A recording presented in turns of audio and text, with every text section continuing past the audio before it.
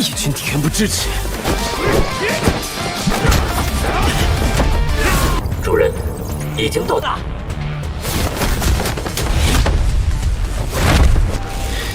用铁口的话，应该开口吧。第一步成功，以我的平衡力估计也撑不住，还是小心点吧。你是不是有什么想跟我说的？你要多多注意，别伤着啊！我现在心情不太好。我靠！以及细如，关于西汉，这个女人一定不简，也未必有足够的胜算秦的方法。但西古秦的真正，沈瑶曾经经历过，哥哥就是西。等到来无影去无踪的他，天下。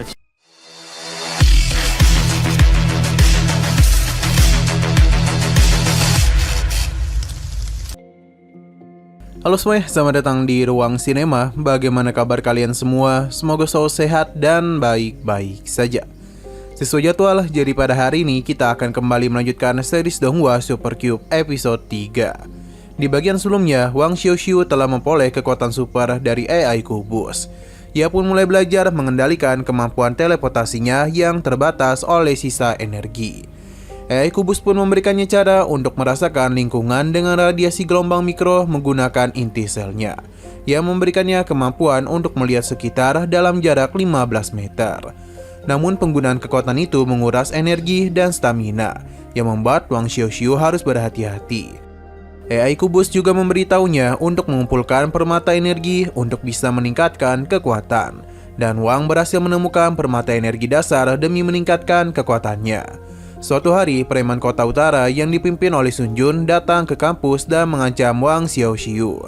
Meskipun awalnya cemas, Wang Xiuxiu yang kini lebih kuat menghadapi Sun Jun dan berhasil mengalahkan tangan kanannya bernama Xiang.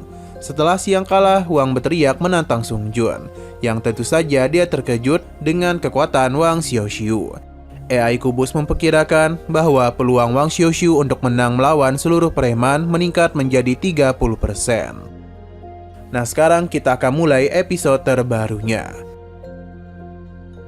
Di gedung basket Chengbei, setelah mengalahkan Xiang, terlihat Wang Xiuxiu yang sedang bersiap diri untuk melawan preman kota utara atau geng Chengbei.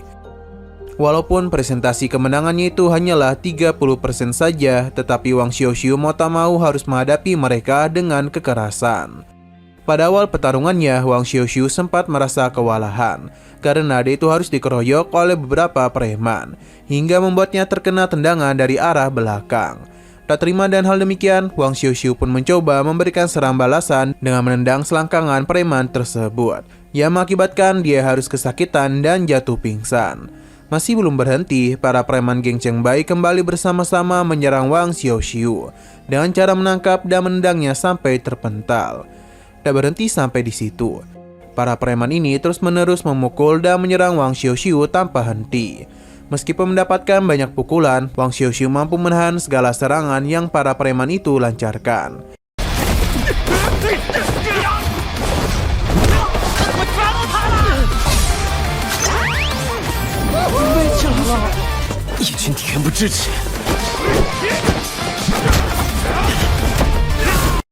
Bahkan walaupun hanya sendirian, Wang Xiuxiu secara perlahan-lahan berhasil mengembalikan keadaan dengan mengalahkan para preman secara satu persatu, hingga melempar salah satu preman tepat ke arah wajah Sun Jun.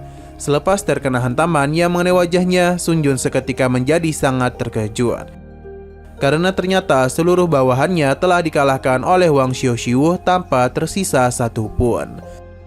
Melihat hal demikian, Sun Jun pun mulai merasa kalau kekuatan Wang Xiuxiu ini sudah melebihi kekuatan rata-rata manusia normal. Hal ini jelas membuatnya menjadi begitu ketakutan. Wang Xiuxiu kemudian mulai berjalan secara perlahan mendekati Sun Jun. Dan ketika itu, AI Kubus memberitahu kalau stamina kekuatan Wang Xiuxiu sudah habis. Wang Xiuxiu mengaku sudah mengetahui hal itu, akan tetapi ia tetap akan memberikan pelajaran kepada Sun Jun dengan tujuan untuk memberikan efek jera, supaya dia itu tidak mengganggu dirinya dan Sun Yao lagi. Belum sempat melakukannya, tiba-tiba saja muncullah beberapa preman yang ternyata berasal dari salah satu geng di kota utara, yaitu geng Chengnan, yang diketuai oleh Hua Huan. Usut punya usut, Hua Huan dan para bawahannya ternyata diam-diam telah menyaksikan pertarungan antara geng Cheng Bai melawan Wang Xiaoxiu. Pada saat itu, Hua Huan mencoba mengolok-olok Sun Jun dan juga gengnya karena tak mampu mengalahkan bocah seperti Wang Xiaoxiu yang hanya berkelahi sendirian saja. Selain itu, Hua Huan juga berkata, bahwasanya Sun Jun sama sekali tidak cocok untuk menjadi ketua geng Cheng Bai dan menjadi bos preman di kota utara. Kekalahan Sun Jun dan geng Cheng Bai ini akan dimanfaatkan oleh Hua Huan untuk menjadikan dirinya sebagai bos preman di kota utara. Di tengah-tengah pembicaraan Hua Huan ini, Wang Xiaoxiu tiba-tiba menyela Hua Huan dan mengatakan kalau ia sama sekali tidaklah peduli dengan permasalahan mereka. Namun Wang Xiaoxiu mengaku sangatlah tidak suka kalau Hua Huan itu menyangkut pautkan dirinya dalam permasalahan mereka. Tak terima dengan perkataan Wang Xiaoxiu, Hua Huan pun mulai memberikan perintah kepada para bawahannya untuk bisa menyerang Wang Xiaoxiu secara bersama-sama. Di momen serupa, AI Kubus memberitahu kalau Wang Xiaoxiu harus mempertimbangkan staminanya yang sudah habis sebelum bertarung melawan preman geng Chengnan. Lantas, waktu para preman mencoba menyerang Wang Xiaoxiu, dia pun memutuskan untuk berlari dari sana. Pada saat Wang Xiaoxiu mulai mendekati lorong gedung, Wang Xiaoxiu mulai menjalankan sebuah rencana untuk berteleportasi ke lokasi saklar gedung lalu mematikan listrik di sana, sehingga seluruh gedung seketika menjadi gelap begitu saja. Hal demikian sontak membuat Hua Huan menjadi begitu terkejut dan langsung menyuruh salah satu bawahannya untuk menyalakan saklar lampu. Sebelum hal itu dinyalakan, Wang Xiaoxiu dan cepat muncul di belakang Hua Huan, lalu menghantamnya dengan cara membanting tubuhnya. Seluruh preman geng Chengnan dengan sangat cepat dia kalahkan satu persatu, hingga membuat mereka semua babak belur. Sehingga ketika saklar lampu dinyalakan, sontak Sun Jun menjadi sangat terkejut melihat seluruh preman geng Chengnan yang sudah tumbang. 主人，已经到达。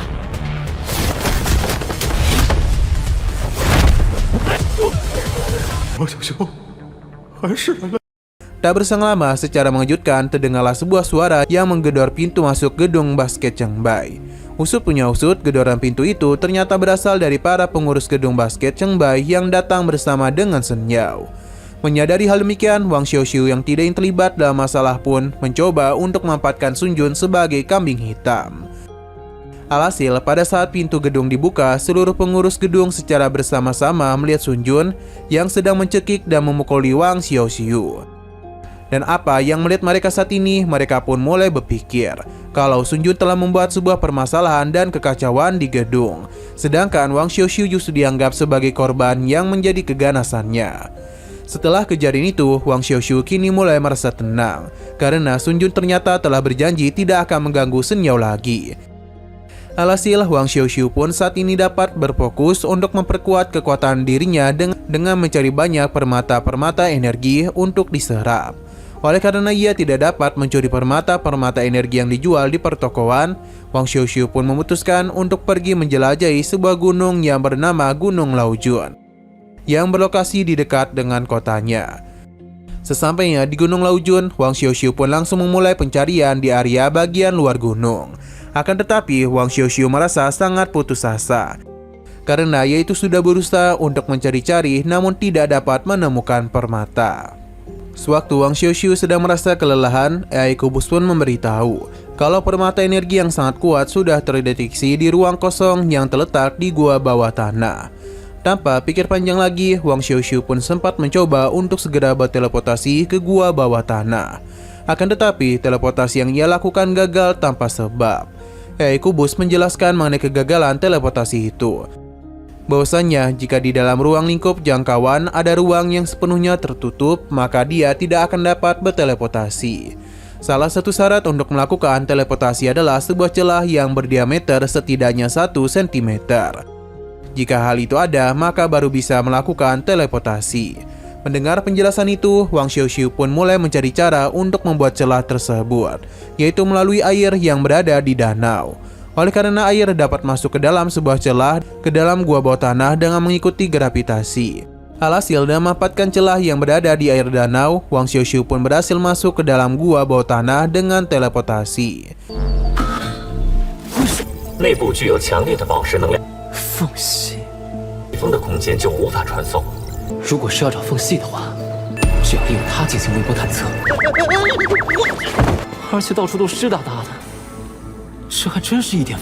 Sesampai di dalam gua bawah tanah, dia pun mulai berjelajah untuk mencari permata-permata energi. Di perjalanannya, Wang Xiaoxiu menyadari kalau suhu di dalam gua ini setidaknya lebih rendah 10 derajat dari area luar. Dan ruang di gua ini terasa cukup lembab. Tak berselang lama, AI Kubus mengabarkan bahwasannya permata energi sudah terdeteksi tepat di arah depan Wang Xiaoxiu. Namun pada saat itu dia sama sekali tidak menemukan apapun selain sebuah dinding batu tanpa celah. Hal demikian jelas membuat Wang Xiaoxiu merasa kebingungan. Ia sempat berpikir kalau di balik dinding batu ini pasti ada sebuah gua yang terpisah. Di tengah-tengah kebingungannya, tiba-tiba saja Wang Xiaoxiu merasakan sebuah angin yang membuatnya tersadar kalau di sekitarannya pasti ada sebuah celah yang mampu membawanya ke gua sebelah. Lantas Wang Xiaoxiu pun langsung mencari celah tersebut hingga akhirnya dia pun berhasil menemukannya.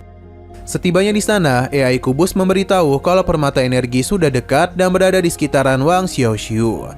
Selepas mendapatkan informasi itu, Wang Xiaoxiu akhirnya berhasil melihat permata energi yang ia cari-cari. Akan tetapi jalan untuk meraih permata energi itu terputus dan di bawah jalan itu terdapat sebuah danau yang cukup dalam. Sehingga mau tak mau Wang Xiaoxiu pun harus berteleportasi sebanyak 2 kali untuk bisa menghindari jalur perairan.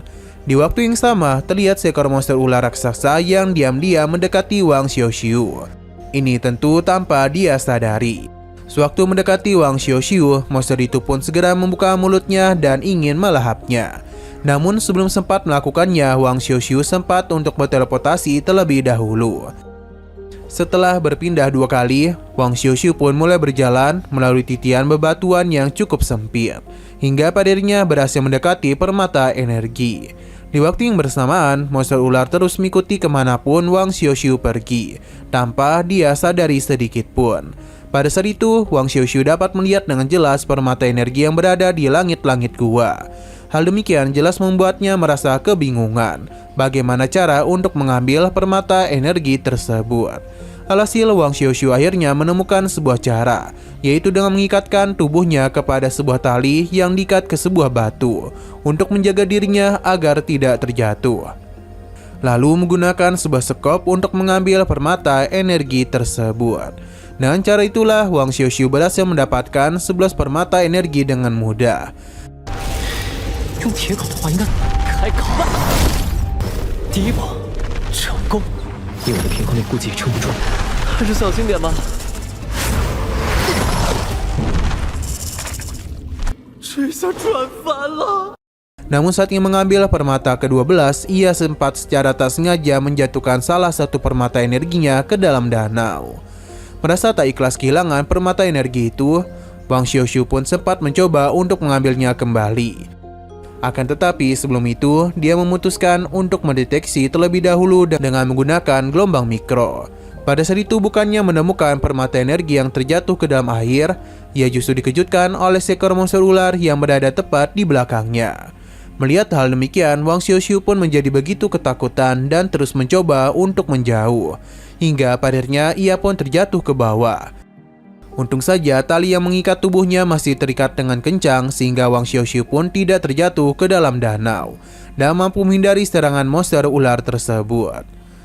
Namun meskipun demikian, tali yang menyelamatkannya barusan tiba-tiba saja terputus. Akibatnya Wang Xiaoxiu pun harus terjatuh ke dalam danau.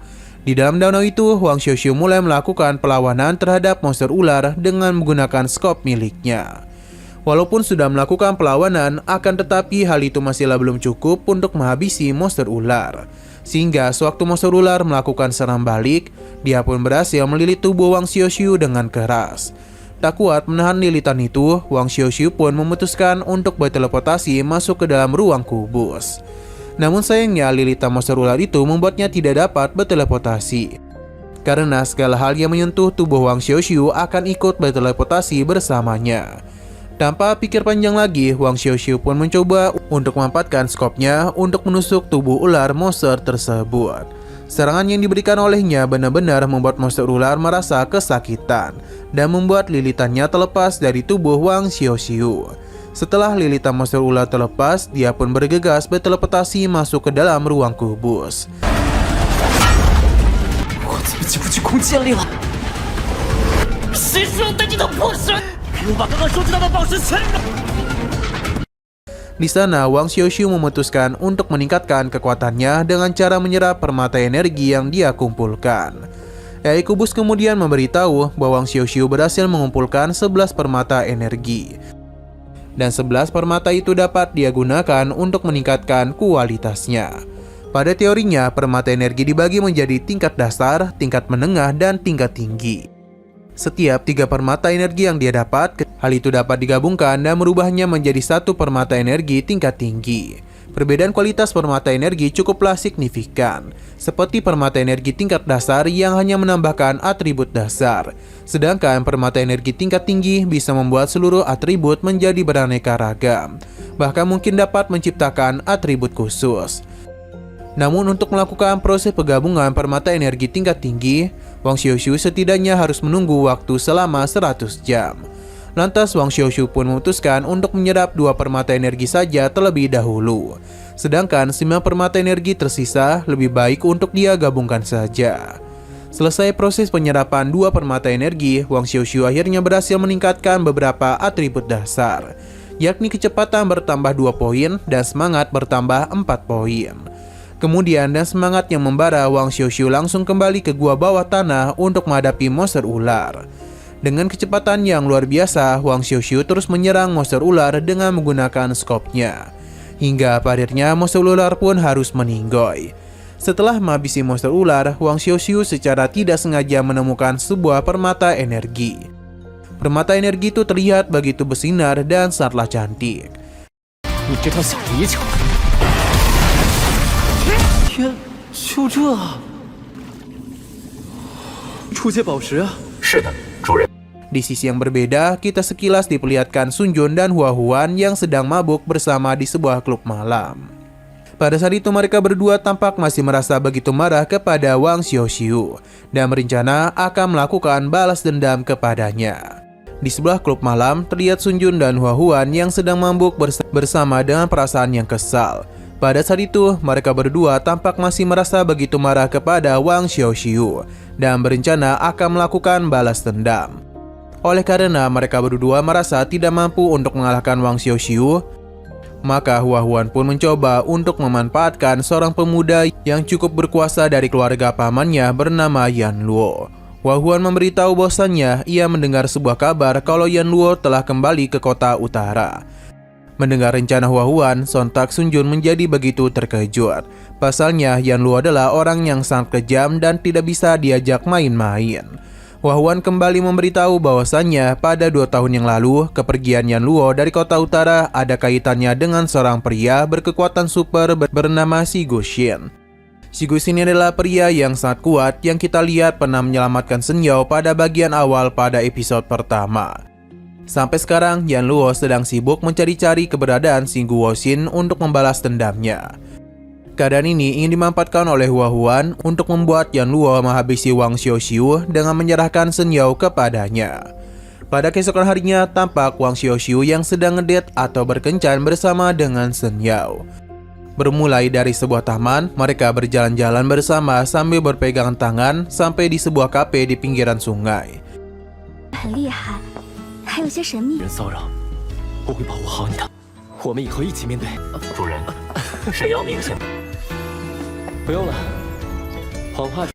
Di kafe itu, Shen Yao mencoba mengajak Wang Xiaoxiu untuk bermain sebuah permainan dengan menebak sebuah benda yang disembunyikan oleh dirinya di kedua tangannya. Permainan itu jelas menjadi permainan yang mudah bagi Wang Xiaoxiu karena dia memanfaatkan deteksi gelombang mikronya. Alhasil beberapa kali pun permainannya dilakukan oleh Shen Yao, Wang Xiaoxiu dapat menebaknya tanpa merasa kesulitan. Selesai bermain itu, nampak Wang Xiaoxiu yang mencoba memegang tangan Shen Yao, lalu memberikan sebuah permata hijau yang sebelumnya ia dapatkan di gua bawah tanah Gunung Laojun. Melihat permata hijau itu, Shen Yao pun menjadi begitu senang, karena permata hijau itu ternyata adalah sebuah batu merek yang cukup langka. Keesokan harinya, terlihat Wang Xiaoxiu yang sedang menunggu kedatangan Shen Yao di simpang 4 lalu lintas, sebelum pergi ke kampus.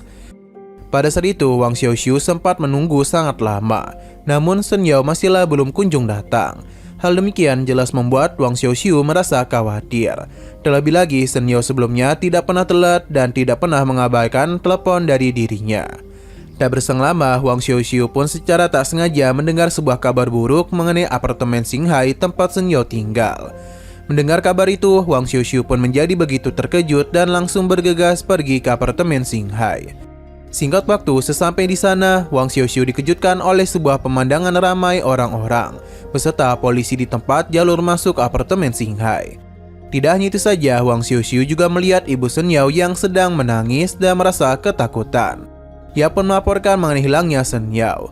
Ketika itu, ibu Shen Yao memberitahu bahwasanya ia sempat meninggalkan apartemen dan meninggalkan Shen Yao sendirian. Namun sewaktu dirinya kembali ke rumah, ia dikejutkan oleh keadaan apartemennya yang berantakan dan hilangnya Shen Yao, dengan sebuah boneka yang menggantung di dalam kamarnya. Mendengar laporan dari ibu Shen Yao, Wang Xiuxiu pun mulai bertanya-tanya, siapa sebenarnya pelaku yang melakukan penculikan terhadap Shen Yao. Di momen serupa, Wang Xiuxiu secara tak sengaja melihat Sun Jun di tengah-tengah kerumunan dan mencoba pergi dari sana. Melihat keberadaan Sun Jun, Wang Xiuxiu pun langsung bergegas mengikutinya hingga tiba ke sebuah gang yang sepi. Di sana dengan tatapan yang serius, Wang Xiuxiu mencoba mencari tahu informasi tentang penculikan Shen Yao. Bahkan dia sempat mencoba menggertak Sun Jun dengan memukul bangunan yang ada di sampingnya, hingga membuat Sun Jun gugup ketakutan. Awalnya, Sun Jun tidak memberitahu apapun kepada Wang Xiuxiu. Akan tetapi selepas gertakan itu, Sun Jun pun terpaksa untuk memberitahu segalanya kepada Wang Xiuxiu.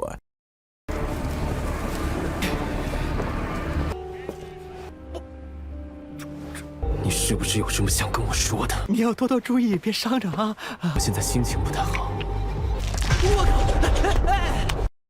Di sisi lain, kita diperlihatkan sosok Yan Luo bersama tangan kanannya bernama Yan, yang sedang berada di bangunan apartemen kosong. Pada saat itu, Yan Luo sedang memegang sebuah tongkat golf dan di bawahnya terdapat Hua Huan, yang mana dia itu sedang terbaring di ujung bangunan, sambil diikat dan dipasang sebuah bola golf tepat di dalam mulutnya. Yan Luo ternyata menyadari bahwasannya Hua Huan telah membohongi dirinya terkait si Guxin dan hanya ingin memanfaatkan dirinya untuk membalaskan dendam Hua Huan terhadap Wang Xiuxiu. Oleh karena itu, posisi Hua Huan sekarang sedang di ujung tanduk yang dapat membahayakan nyawanya sendiri.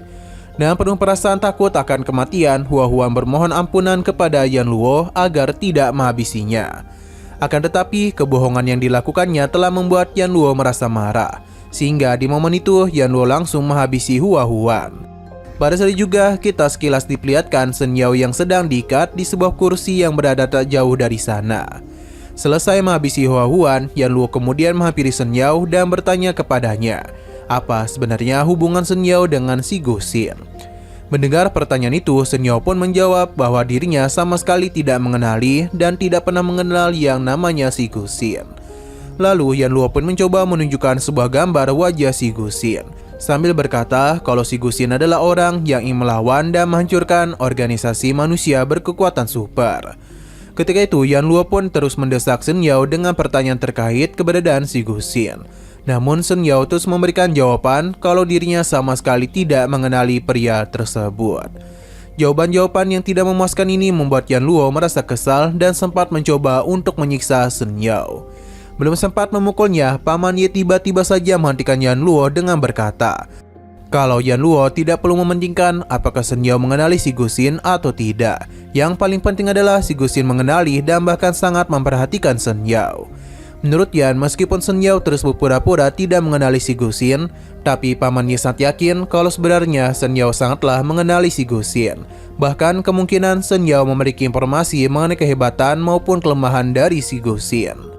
Lagi pula jika sampai si Guxin nanti muncul, Paman Ye merasa tidak yakin kalau Yan Luo dapat mengatasinya. Sekalipun Yan Luo telah menyewa beberapa master berkekuatan super. Dan yang paling Paman Ye cemaskan adalah jika sampai Shen Yao terluka atau meninggoy karena Yan Luo, si Guxin pasti akan menjadi murka kepadanya. Jika hal tersebut terjadi, maka mereka akan menjadi sangat sulit untuk mengalahkan dan menghabisi si Guxin. Mendengar nasihat dari Paman Ye, Yan Luo pun pada akhirnya memutuskan untuk menurutinya dan langsung pergi dari sana. 古琴肯定知道他的事，问题就在这儿，少爷。以及，如关于西汉这个女人一定不简，也未必有足够的胜算秦的方法。但西谷秦的真正秦，没准会因为悲愤而……给我把这个女人的嘴堵回去！ Setelah Yanluo pergi, pamannya pun menyuruh Shen Yao untuk tidak berbuat macam-macam, apalagi sampai berniat untuk melarikan diri. Karena jika sampai Shen Yao melakukan hal tersebut, berdasarkan temperamen Yanluo, pamannya tidak akan dapat memastikan kalau Shen Yao dapat pergi dalam keadaan bernapas. Sementara itu terlihat Wang Xiaoxiu yang sangat terkejut setelah mendapatkan informasi mengenai rencana jahat Huan kepada Wang Xiaoxiu dengan menumbalkan Shen Yao. Oleh karena Wang Xiaoxiu tidak mengenali Yanluo, Sun Jun pun memberitahunya tentang insiden gerbang Guili. Konon katanya Yanluo pernah menyinggung dan memukul seorang pemuda yang mana keluarganya memiliki pengaruh yang sangat besar. Pemuda yang dipukuli oleh Yanluo itu merasa sangat tidak terima dan memutuskan untuk mengadukan kejadian itu kepada pamannya yang berlatar belakang sangat hebat. Alhasil pemuda itu pun langsung pergi bersama pamannya untuk menemui Yanluo. Namun bukannya memberikan pelajaran kepada Yanluo, pamannya justru bersujud ketakutan kepada Yanluo yang diikuti juga oleh pemuda tersebut. Bahkan demi mendapatkan pengampunan dari Yanluo, pamannya sampai menampar dan memukul pemuda itu dengan sangat keras. Kejadian itu membuat semua orang tersadar kalau latar belakang Yanluo jauh lebih besar dan mengerikan, sehingga kini tidak ada satupun yang berani menantangnya.